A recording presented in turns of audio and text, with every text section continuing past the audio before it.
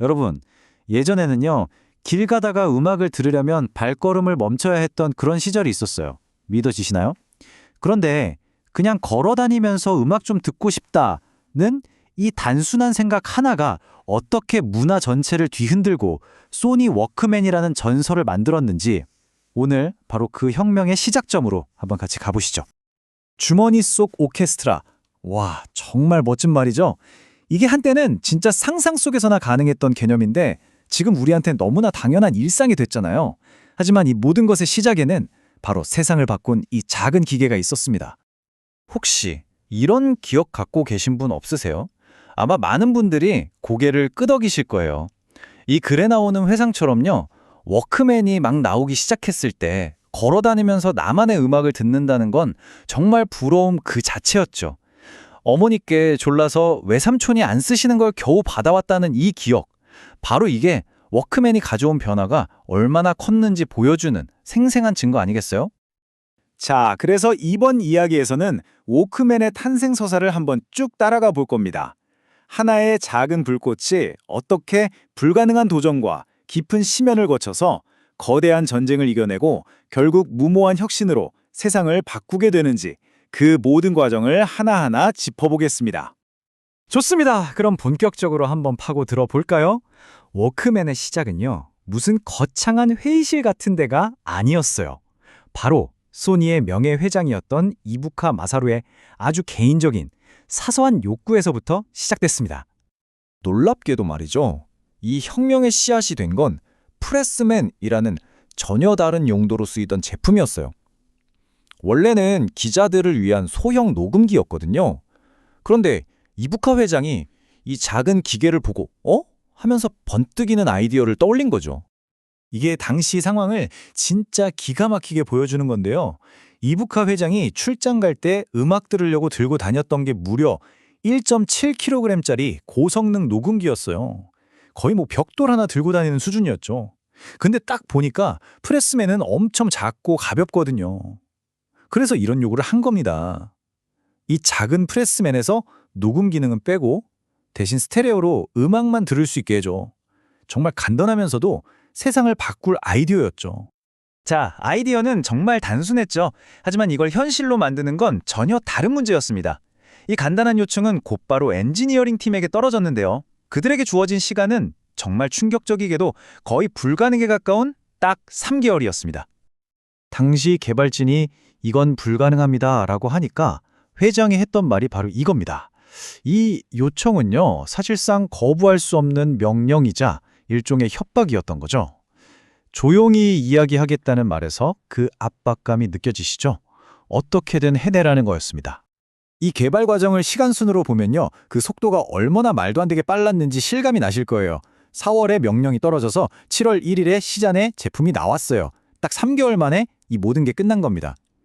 워낙 시간이 없었기 때문에 초기에 나온 모델은 그냥 프레스맨의 색깔만 좀 바꾸고 회로만 살짝 고친 거의 쌍둥이 같은 모습이었어요. 자, 여기서 진짜 중요한 포인트가 나옵니다. 엔지니어들이 그렇게 영웅적으로 제품을 만들어냈는데도 불구하고요, 워크맨은 처음부터 대박을 터뜨리지 못했어요. 오히려 초기 시장 반응은 완전한 실패 그 자체였습니다. 출시하고 첫 한 달 동안 팔린 게 고작 3,000대였어요. 소니가 기대했던 것에 비하면 정말 처참한 결과였죠. 회사 전체가 순식간에 위기감에 휩싸였습니다. 당시 언론이나 사람들의 반응은 진짜 싸늘했어요. 대부분의 사람들이 아니 녹음도 안 되는 걸 대체 누가 돈 주고 사? 이런 반응이었죠. 그냥 음악만 듣는 기기라는 개념 자체가 사람들에게는 너무 낯설고 뭔가 기능이 빠진 불완전한 제품처럼 느껴졌던 거예요. 모든 상황이 워크맨의 끝을 가리키는 것 같았습니다. 그냥 거대한 실패작이라는 딱지가 붙기 직전이었죠. 하지만 소니는 여기서 포기하지 않았습니다. 소니는 TV 광고 같은 전통적인 방법 대신 정말 파격적인 마케팅을 시작합니다. 전 직원을 걸어다니는 광고판으로 만들어버린 거죠. 우리나라로 치면 서울 2호선 같은 야마노테선을 하루 종일 돌게 하고 젊은이들이 많이 모이는 곳이라면 어디든 찾아가서 무작정 워크맨을 귀에 씌워주면서 일단 한번 들어보세요 라고 한 거예요. 그리고 그 결과는 그야말로 기적이었습니다.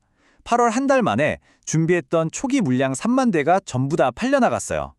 그 뒤로는 6개월 동안 물건이 없어서 못 팔 정도로 엄청난 인기를 끌게 됩니다. 실패의 나락 바로 앞에서 기적적으로 부활한 순간이었죠. 하지만 이 기적적인 성공은 또 다른 전쟁의 시작을 알리는 신호탄이었습니다. 모두가 이 황금알을 낳는 거위 같은 시장의 한 조각을 원하기 시작한 거죠. 소니가 힘들게 열어젖힌 이 휴대용 오디오 시장에 이제 거대한 폭풍에 몰아치기 시작했습니다. 특히 1982년은요, 소니가 만들어낸 이 새로운 시장에 수많은 전자회사 거인들이 뛰어들면서 시장 판도가 완전히 뒤바뀌는 아주 중요한 전환점이 된 해였습니다.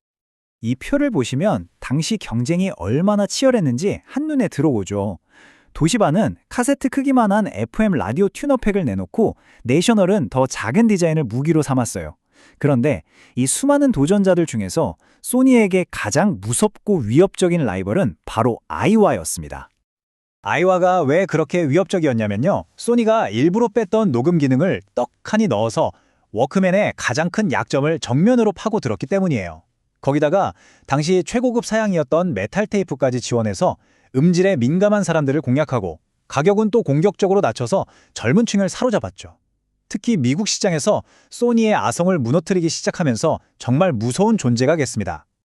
자, 그럼 소니가 이 위기에 어떻게 대응했을까요? 이렇게 치열한 경쟁에 직면한 소니는요, 아주 위험하면서도 공격적인, 어떻게 보면 거의 광기에 가까운 혁신 전략을 쓰게 됩니다. 소니의 전략은 진짜 비상식적이고 돈도 엄청나게 많이 드는 위험한 방법이었어요. 마치 그물을 던져서 어떤 물고기가 잡히나 보는 것처럼 일단 만들 수 있는 건 종류별로 다 만들어서 시장에 한꺼번에 던져보는 겁니다. 그리고 어떤 게 제일 잘 팔리는지 보고 아, 사람들이 이걸 좋아하는구나 하고 방향을 정하는 식이었죠. 요즘 IT 회사들이 소프트웨어로 하는 A/B 테스트를 소니는 1980년대 비싼 하드웨어로 했던 거예요. 정말 대단하죠? 그 결과 말 그대로 혁신 제품들이 홍수처럼 쏟아져 나왔습니다. 무게를 280g까지 줄여서 휴대성을 끝까지 밀어붙인 모델, 테이프를 귀찮게 뒤집을 필요가 없는 세계 최초 오토 리버스 모델, 심지어는 초기에 욕먹었던 걸 의식했는지 고성능 녹음 기능까지 넣은 전문가용 모델까지. 시장에 진짜 원하는 게 뭔지 알아내려고 모든 가능성을 다 시험대에 올린 겁니다. 그리고 기술적인 혁신도 멈추지 않았어요. 마치 음향에 투명한 필터를 하나 씌운 것처럼 카세트 테이프의 고질적인 단점이었던 쉬익 하는 잡음 있잖아요. 그걸 획기적으로 줄여주는 돌비 B 같은 최첨단 기술을 넣어서 더 깨끗한 사운드를 원하는 사용자들의 마음까지 완벽하게 사로잡았습니다. 결국 이 워크맨의 전체 이야기를 보면 우리에게 아주 흥미로운 질문 하나를 던지게 돼요. 과연 위대한 혁신이라는 게 아주 치밀하게 계획해서 나오는 걸까요? 아니면 일단 무모하게 이것저것 다 해보는 실험의 결과물일까요? 한 개인의 작은 욕망에서 시작해서 실패 직전의 위기를 겪고 수많은 위험한 실험들을 거쳐서 결국 우리가 세상을 듣는 방식을 완전히 바꿔놓은 워크맨의 이야기는 바로 이 질문에 대한 아주 강력한 대답이 아닐까 싶습니다.